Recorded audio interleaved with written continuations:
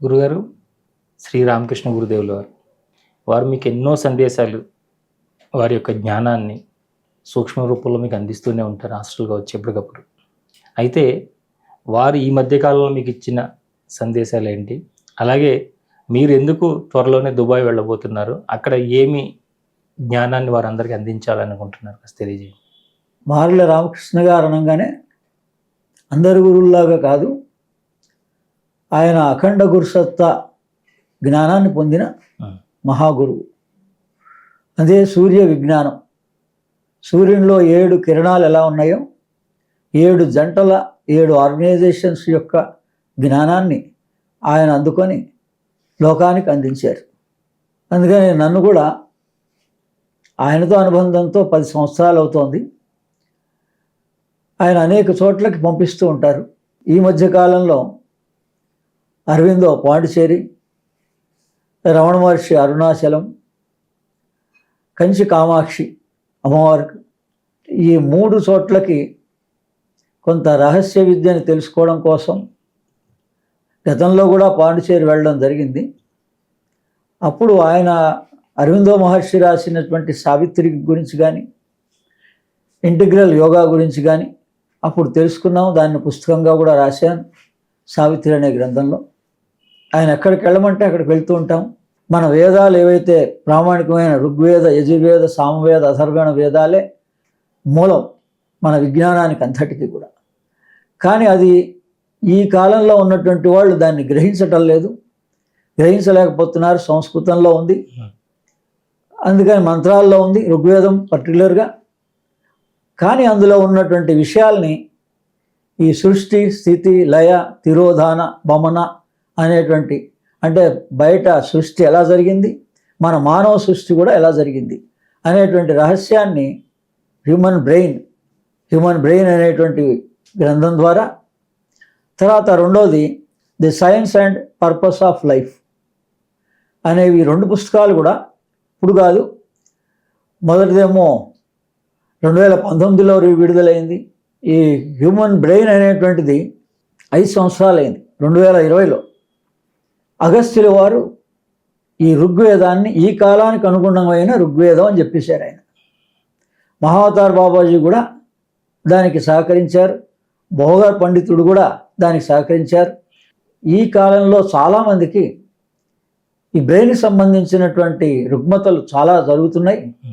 వీటికి పరిష్కారంగా మన గురువులందరూ కూడా హిమాలయన్ మాస్టర్స్ వాళ్ళంతా మన సైంటిస్ట్ ఎలా పరిశోధన చేస్తూ ఉంటారో దానికన్నా మనకన్నా ఎక్కువగా ముందు భగవంతుడు మనకి హిమాలయన్ మాస్టర్స్ ద్వారా తపస్సు చేయించి ఈ జ్ఞానాన్ని ఒకప్పుడు మేడం లేవస్కీకి ఎలా అందజేశారో, ఆ తర్వాత అరవిందో మదర్కి ఎలా అందజేశారో, ఎలియాస్ బెల్లీ ద్వారా ఎలా అందజేశారో గాయత్రి విజ్ఞానాన్ని, ఈ రోజున ఒక జయంతి అనేటువంటి ఒక గురు గారి ద్వారా ఈ విజ్ఞానం బయటికి వస్తోంది.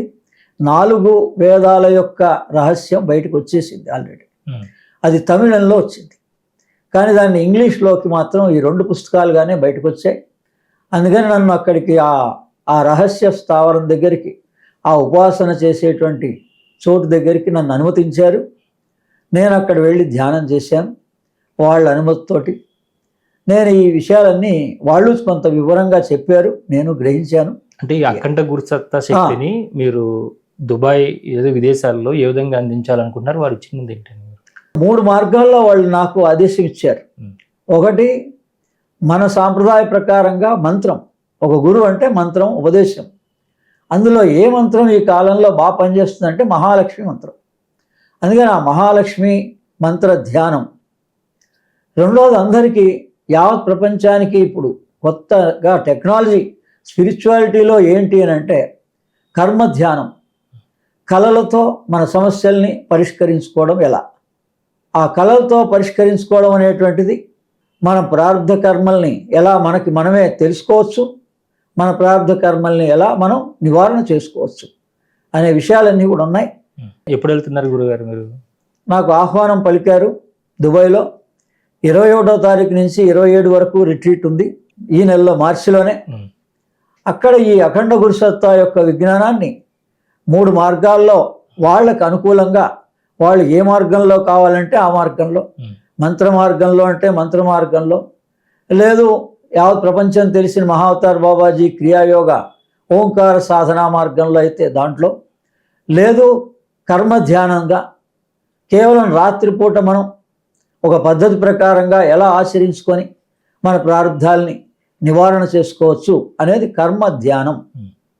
ఈ 3 మార్గాల్లో నాకు అందరు గురువులు కలిసి నాకు నిర్దేశించడం జరిగింది.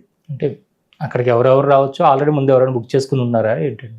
అక్కడ వాళ్ళు పిలిచారు, వాళ్ళే అరేంజ్ చేస్తున్నారు. ఓ 4 రోజుల్లోనూ 4 చోట్ల, సౌదీలో, దుబాయ్లో 2 చోట్ల కూడా అరేంజ్ చేస్తున్నారు. ఇది మొట్టమొదటి విదేశీ యానం. అందుకని గురువుల యొక్క అనుగ్రహంతో మొదటిసారి విదేశంలో, ఒక దేశంలో మనం వాళ్ళ జ్ఞానాన్ని అందజేస్తే, అది రేపొద్దున నాకు స్టూడెంట్స్ యుఎస్లో ఉన్నారు, ఆస్ట్రేలియాలో ఉన్నారు, మరి ఆస్ట్రేలియాలో కూడా ఆహ్వానం పలికారు వాళ్ళు. అది మొదటి ఇది కనుక ఈ ప్రోగ్రాం సక్సెస్ అయితే తర్వాత ఎవరికి అందేది ఉంటే ఆ విజ్ఞానం అందుతుంది. అంటే అక్కడ దుబాయ్లో ఎవరన్నా వచ్చి కలవచ్చా మిమ్మల్ని, లేదా ముందు బుక్ చేసుకుని ఉన్నవాళ్ళు ఎవరైనా రావాలా ఏంటండి?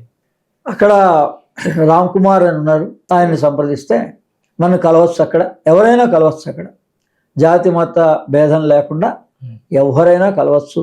డేట్స్ అవి 21 ఆ రోజే వచ్చాం కాబట్టి 22 నుంచి 26 వరకు ఈ 4 రోజుల్లోనూ కలవచ్చు. అక్కడ మీ దగ్గర దీక్ష తీసుకున్న వాళ్ళు మరి తర్వాత దాన్ని ముందుకు తీసుకెళ్లాలంటే మరి మీతో ఎలా కాంటాక్ట్లో ఉండాలి? నేను ఆన్లైన్ క్లాసులు చెప్తున్నాను ప్రతి శనివారం, ఆదివారం. ఈ ఆన్లైన్ క్లాసుల ద్వారానే గత సంవత్సర కాలం నుంచి చెప్తున్నా. దాని ద్వారానే చాలామంది దేశ విదేశాల వాళ్ళు కనెక్ట్ అయినారు. వాళ్ళు ఇలా ఆహ్వానిస్తున్నారు.